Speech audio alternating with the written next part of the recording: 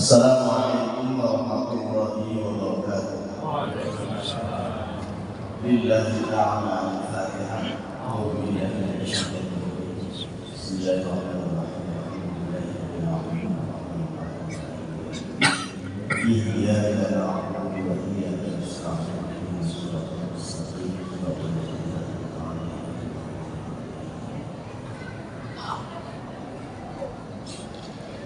Bismillahirrahmanirrahim. Alhamdulillahi jalla wa ala. Ahmaduhu li jami'i ayyadi wal ala. Wa ashkuruhu syukra man 'afiya min al-bala. Wa astaghfiruhu li wa li walidayya wa liman lahu haqqun 'alayya. Wa lil muslimina min kulli dhanbin qawlan wa fi'lan.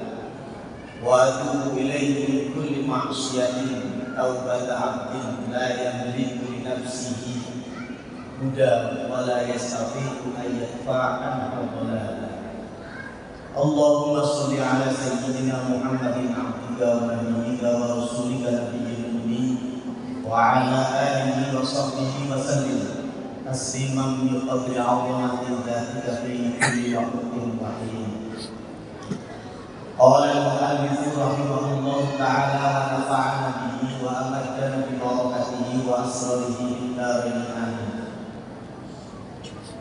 Wa qala Rasulullah sallallahu alaihi wasallam, man a'ana ala maksiatin walau bi khatri kalimatin nahwu min uqtul kana ayal mu'in syarikan lahu fiha.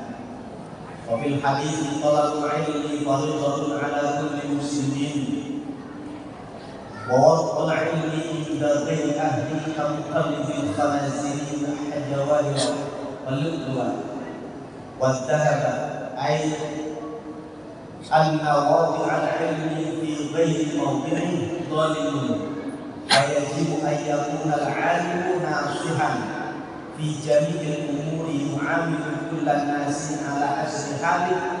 At-tabib yu'aliju kulli maridin yu'aliju kulla maridin bima yunassu alaihi illata. Alhamdulillahirabbil alamin. Puji dan syukur senantiasa kita panjatkan kehadirat Allah yang Maha Ghafur. Pada pagi hari ini kita bisa mengawali pagi dengan beribadah. Mudah-mudahan dengan diawali pagi hari ini dengan beribadah, Allah akan memberikan kita sekalian keselamatan dunia akhirat, hati yang senantiasa diberi hidayah oleh Allah, dan mudah-mudahan kita sekalian mendapatkan istiqomah dalam beribadah. Amin ya rabbal alamin.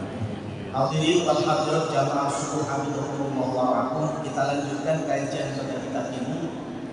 Bismillahirrahmanirrahim. Bahwa kemarin pada minggu yang lalu telah disampaikan bahwa segala amaliyah kita hendaknya kita selalu menyiapkan untuk menuju Allah Subhanahu wa ta'ala.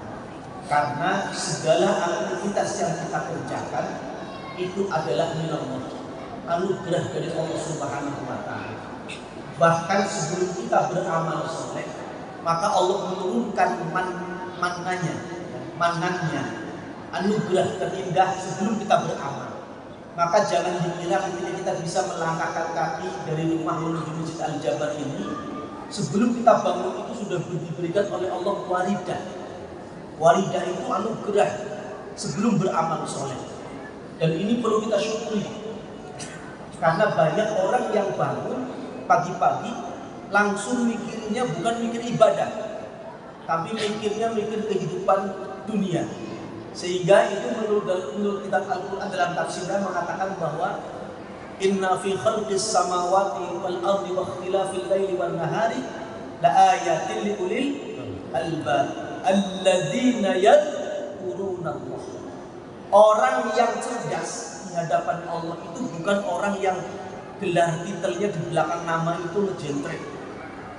Orang yang dikatakan cerdas di hadapan Allah bukan orang yang memiliki gelar akademis yang banyak atau status sosialnya tinggi, tapi orang yang cerdas di hadapan Allah. Pertama apa syaratnya? Alladzina yadhkuruna Allah. Zikir dulu. Jadi bangun tidur itu yang dipikirkan langsung zikir. tidak memikirkan suatu apapun, maka minimalnya bangun tidur kita itu langsung berzikir, alhamdulillahilladzi ahyana ba'dama amatana wa ilaihi nusyur. Itu minimalnya seperti itu. Tapi kalau kita bangun tidur langsung beraktivitas kerja, apalagi mikirin dunia, itu ciri orang yang bodoh di hadapan Allah. Karena apa? Bangun tidur langsung mikirin dunia. Padahal ketika alladzina yadhkuruna Allah, mengawali apapun dengan zikir kepada Allah. Dalam keadaan apa? Qiyaman wa qu'udan wa ala junubihim. Qiyaman menurut tafsir ulama itu ayat sholat. Dalam sholat berdiri. Ya, zikirnya itu qiyaman, ayat sholat. Makanya usaha terpenting kita zikir supaya kita itu ngerti bacaan sholat, ya otomatis kita ngaji. Ya, karena kalau nggak ngaji kita nggak ngerti. Kita banyak, ya, saya sendiri pernah mini survei pada majelis taklim yang saya datangi, ibu-ibu maupun bapak-bapak, bahkan pemuda-pemudi. Ya. Saya tes dari 10 anak, 10 orang tua, bacaan sholat dari Allah Akbar sampai Assalamualaikum yang ngerti arti itu paling 2. Itu pun apa? Itu pun perlu bimbingan, hanya sekedar ngerti saja, belum secara tafsir. Ya mendinglah kalau ngerti secara terjemah. Maka orang yang cerdas itu berzikir dalam sholat itu ngerti bacaannya dari Allah Akbar sampai Assalamualaikum, ngerti artinya. Min alamatil khusyuk, ya, di antara ciri-ciri orang yang sholatnya khusyuk, ngerti maknanya sholat. Qiyaman, aibis sholat. Wa qu'udan, dalam keadaan duduk ya seperti ini. Duduk di dalam masjid, iktikaf atau di rumah duduk. Makanya walaupun kita di kantor, wajah kita, mata kita melihat komputer, layar komputer, tapi kalau hati kita zikir, ya itu orang cerdas. Qu'udan wa ala junubihim, dalam keadaan apa? Tertidur. Ini menunjukkan, mengindikasikan kepada kita bahwa kita itu harus zikir dalam keadaan apa? Fi kulli waqtin wahin. Setiap waktu dan setiap masa, setiap keadaan. Makanya kemarin saya sampaikan minggu yang lalu, minimalnya kita itu zikirnya Allah, Allah, Allah, Allah dalam hati kita. Kalau kita nggak ngerti bacaan sholat maknanya apa, minimalnya diterjemah dalam hati Allah, Allah, Allah. Karena apa? Seluruh zikir di muka bumi ini tujuannya ya zikrullah. Ingat kau, Allah. Makanya ulama mentafsiri Ismul A'zam itu ya kalimat Allah itu sendiri. Ya. Jadi makanya Allahumma bijahi ismikal azimil a'zam, ulama dia mengatakan Allah, Allah, Allah, Allah terus di dalam hati kita sampai 7 kali. Baru kita meminta apa yang kita minta. Nah, jadi para sekalian, orang yang cerdas itu adalah orang yang zikir, mengawali aktivitasnya dengan zikir. Yang kedua, ciri-ciri orang yang cerdas itu wa yatafakkaruna fi khalqis samawati wal ardh. Nah, setelah berzikir baru memberdayakan pikirannya. Maka kalau kita mau bekerja, bukan langsung yang dipikirin pekerjaannya, zikir dulu, minimalnya berdoa. Mau ke pasar ya sholat subuh dulu, atau walaupun sholat ke pasarnya sebelum subuh, tetap kita berzikir dulu. Sholat sunnah, wudu, langsung ke pasar, baru pulangnya pas sholat subuh baru berjamaah subuh. Nah itu orang yang cerdas, zikir, fikir. Jadi kalau ditanya dulukan mana antara berzikir dan berpikir, jelas konsep Al-Quran itu dahulukan berzikir. Maka kalau orang mengawali kegiatannya tidak berdoa, ini rugi. Di samping disebut orang yang tidak cerdas, nah kalau orang yang nggak cerdas kan bodoh kebalikannya. Kan dalam kitab usul fikih mengatakan siapa orang yang jahil itu orang yang bodoh? Ya, ma'rifatus syai' bi ghairi ma alaihi fil waqi, ya. Mengetahui sesuatu tidak seperti apa yang dikehendaki. Itu namanya orang yang bodoh. Contoh, coba apa itu HP? Oh, HP itu yang bisa terbang ya, itu bodoh. Oh, HP kok bisa terbang? Kalau bisa terbang itu namanya drone atau pesawat. Ya macam-macam lah, itu namanya al-jahil, ya. Maka orang yang cerdas di hadapan Allah, zikir dulu baru berpikir. Maka banyak sekali orang yang mohon maaf secara gelar akademisnya kejentrek di belakang nama SH, MPD, PhD, MSI, doktor, profesor. Tapi apa? Amaliyahnya bukan amaliyah muslim. Karena apa? Tidak mengawali zikir, cuma mengandalkan pikiran. Maka kalau saya dulu belajar, ada filsafat barat dan filsafat Islam. Kalau filsafat barat diawali dengan keraguan.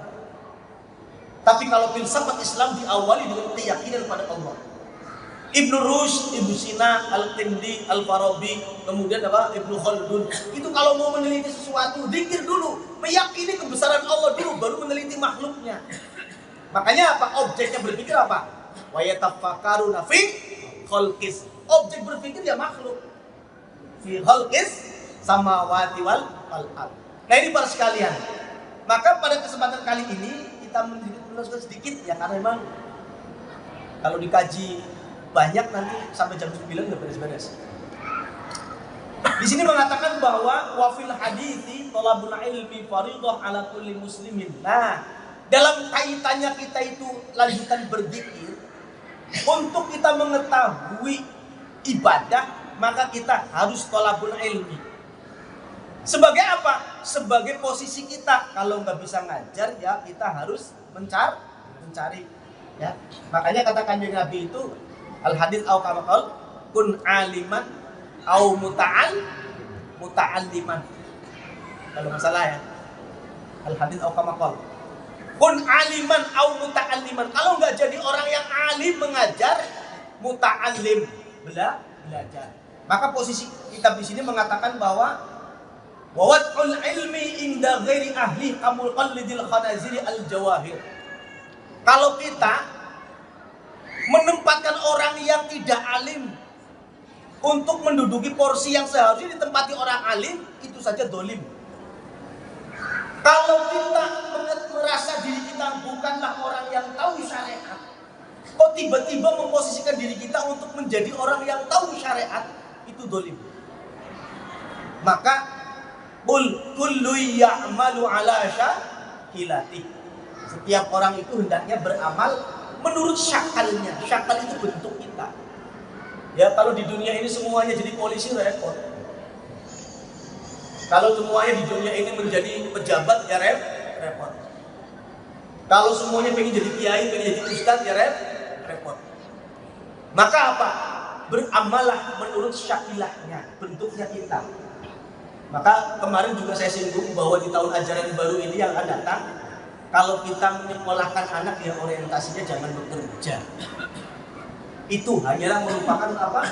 Merupakan konsekuensi daripada usaha saja.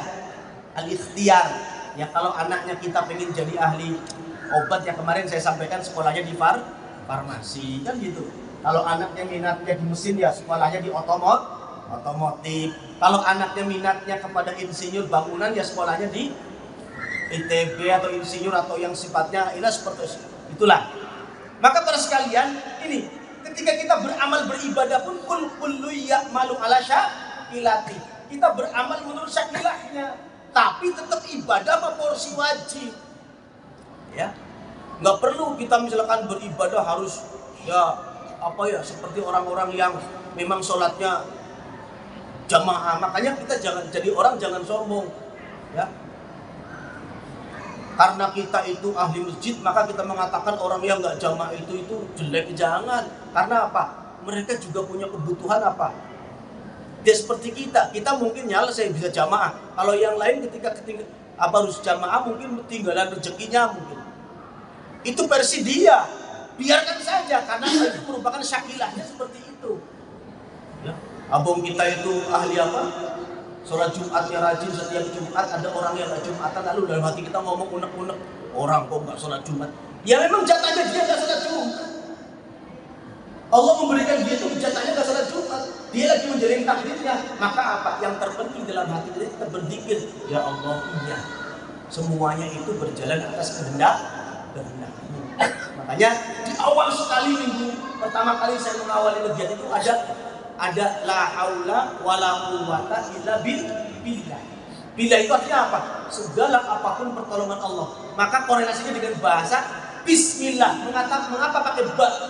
tidak pakai bismillah atau minismillah, tapi pakai ba. Ya, kalau dalam ilmu santri mah bil basta'in wa addi awwid al-siki wa mithlama wa min wa'ad bihad titik bil basta'in. Huruf ba itu pun juga arti isti'anah. Segala apapun yang kita kerjakan itu atas pertolongan Allah. Maka gak perlu kalau ada orang maksiat kita doakan jelek. Jangan. Coba baca dalam sejarah Nabi, kitab Syama'ilul Muhammadiyah atau Rohaikul Maktum atau kitab Tarikh Tasyri atau kitab apa lagi. Ada nggak kanjeng Nabi mendoakan orang jelek? Walaupun orang itu maksiat, tidak ada. Bahkan ada orang hamil yang datang ke kanjeng Nabi ditanya, siapa ayah dari anak di dalam rahimmu? Nggak tahu. Jadi anaknya itu nggak tahu karena apa? Dia diperkosa dalam keadaan mabuk. Ya. Kanjeng Nabi itu nggak langsung memarahi, kamu gila. Ya. Padahal si perempuan tadi mau tobat kanjeng Nabi. Apa yang disampaikan kanjeng Nabi? Sanalah kamu, lahirkan dulu anakmu. Nanti setelah lahir di sini. Tidak memarahi. Kanjeng Nabi melihat orang yang maksiat, doanya apa? Allahumma hdi qaumi fa innahum la ya'lamun. Ya Allah, berikanlah hidayah. Loh, kalau kita kan salah, ada pemuda naik motor dari arah timur ke arah barat, kencang suara knalpotnya, bingung apa memekakkan telinga, apa yang keluar dari mulut kita? Sumpah serapah, mudah-mudahan nabrak mobil. Padahal apa nggak boleh. Semakin didoakan jelek, semakin terpuruk hatinya, rohaninya. Maka harusnya apa? Doakan, ya Allah, mudah-mudahan cepat sadar. Kok menghadapi orang seperti itu kita kadang arogan kok. Ya, orang sholat pakai baju nggak rapi aja kita marahin. Jangan, wong itu porsinya porsi dia kok. Ya, ya. Yang penting apa? Yang penting apa? Memang kemarin kondisi yang cuman secara fikih ya dihitung karena Islam itu li islahil dhahir. Islam itu memperbaiki tampilan dhahir. Lalu iman itu li islahil batin, memperbaiki tampilan batin. Baru ihsan itu li islahil sirril bawatin. Kalau rahasia batin baru ihsan. Maka kalau orang yang sholatnya pakai Islam, iman dan ihsan itu sudah udkhulu bisilmi kafah. Ya, dengan ilmu ya. Lo kita kadang melihat orang sholat pakai baju, padahal udah sopan, maksudnya gimana gitu ya. Padahal dia nggak usah. Yang penting dia datang ke masjid, bisa sholat saja sudah anugerah luar biasa. Makanya Gus Baha kemarin saya ngaji di dalam ininya, Gus Baha itu, ya Allah, andaikan saya ditakdirkan sudah sholat tapi ditakdirkan sholat saya nggak diterima, saya nggak akan protes ya Allah. Karena apa? Saya ditakdirkan sujud saja sudah luar biasa. Boro-boro mikir mau diterima sholatnya. Loh, berarti apa? Berarti ya ini karena apa? Niru kanjeng Nabi yang ingin susah. Ya, kalau ada orang maksiat jangan didoakan jelek lah. Tapi apa? Hati kita berdoa. Ya. Ada orang yang bertato pakai anting, dalam hati kita unek-unek. Loh, unek-unek dalam hati menjelekkan orang yang bertato walaupun dalam hati itu nggak boleh. Contoh, dulu seorang pakar sufi dalam kitab Risalatul Syariah saya baca, itu ada orang yang ahli sufi, ahli akhlak, itu lewat mau menuju ke masjid lah, kalau kita menuju Al-Jabar lah. Waktu itu kalau nggak subuh itu maghrib. Saya baca kalau nggak subuh. Begitu mau lewat ke masjid, tiba-tiba ada anjing lewat berpapasan sama ahli sufi tadi. Lalu ahli sufi itu menjelek-jelekan anjing itu dalam hati, nggak ngomong. Ya, ahli sufi tadi ngomongnya dalam hati. Anjing, kata bener dasar anjing kan gitu. Kayak gitu kalau seperti itu, ketemu anjing itu ngomongnya anjing.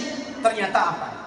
Anjing itu berbalik dan ngomong, kamu itu cuman baik jubahnya saja, tapi hatimu jelek. Coba, loh ini jangan diterima pakai akal, terimanya pakai iman. Berjubah orang ahli sufi, begitu mendatang ketemu anjing, dikatakan anjing hewan paling jelek, hewan yang tidak, katakanlah seperti itu ya. Tapi apa? Ternyata dikersakkan oleh Allah itu anjing itu berbalik ngomong, kamu ternyata cuma baik jubahnya saja, tapi hatimu penuh dengan syahwat harta kepada orang lain.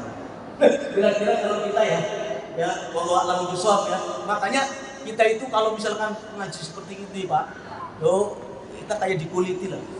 Saya kalau ngaji 20 menit di PC ini, di PCNU sama KK Sepuh, ya, 20 menit saja pesantren saya yang hampir 15 tahun itu kemana? Gak ada punya ilmu saya. Maka jangan sampai apa? Jangan sampai dalam hati itu selalu unek-unek. Ya, latihan. Kalau nggak dilatih nggak bisa sih. Soalnya kalau nggak dilatih nggak bisa. Zikir saja perlu latihan, sehingga ketika kita mau mati, ketika mau dicabut nyawanya, nanti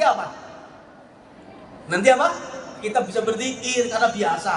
Coba kalau kita ngomongnya jelek terus, begitu mau dicabut nyawanya ngomongnya malah jelek. Karena apa? Lo istiqomahnya jelek terus. Nah, makanya di sini meletakkan sesuatu bukan pada tempatnya itu seperti apa? Seperti memberi kalung mutiara kepada seekor apa itu khonazir itu kan babi ya, celeng. Itu dolim itu. Atau menempatkan orang alim tidak pada tempatnya. Bahkan orang bodoh tapi apa? Tapi ngaku-ngaku pinter, itu dolim. Ya. Sekedar pengen apa? Pengen disebut ini, pengen disebut itu. Nah ini bahasa ini luar biasa. Maka kadang kita udahlah, kalau kita porsinya yang ngaji ya ngaji, kalau kita porsinya menyampaikan ya menyampaikan, kalau kita porsinya anak-anak ya anak-anak, kalau kita porsinya orang tua ya orang tua. Kullu ya'malu ala syakilati. Enggak usah maju-maju, kita porsinya di sini kok pengen maju ke sana, nanti malah offset. Ya. Di priwit sama orang itu. Woi, itu orang bodoh kok begitu. Nah, di priwit itu nanti di offset.